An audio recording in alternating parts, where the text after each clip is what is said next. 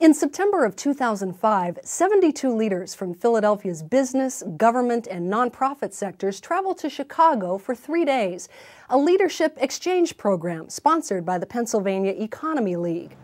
They learned about Chicago's regional approach to economic development, transportation, housing, and environmental policy. They saw Millennium Park, a $500 million development project that now draws millions of visitors downtown.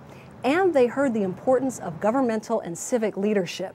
Chicago faces many of the same challenges as Philadelphia: poorly performing schools, high taxes, and a struggling urban core. But with a goal of thinking big and working together, city leaders are trying to drive the region into the 21st century. In a series of reports, the Next Mayor project explores what leaders here in the city of brotherly love learned from the Windy City.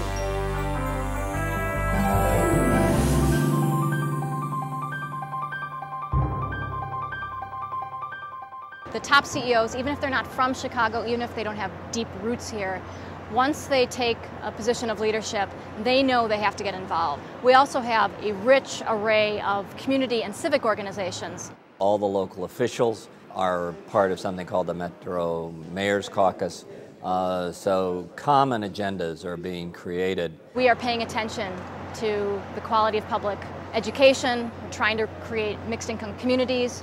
We're trying to expand our transit network and address some of the business climate issues. You have to work on all of those fronts on a public-private basis if you're going to succeed.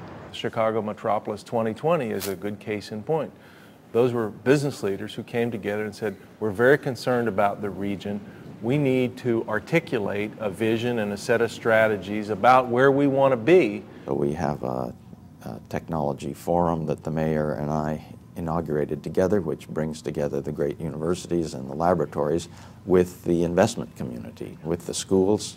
There is a standing group of university presidents in the area that meets regularly and works on how we can all support the public schools better.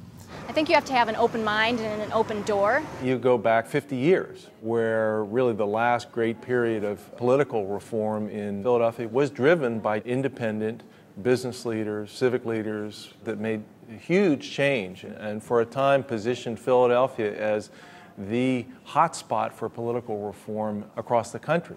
Each agency in this city, each nonprofit, each civic engagement, each corporation really need to come together and collaborate to address the needs of this region.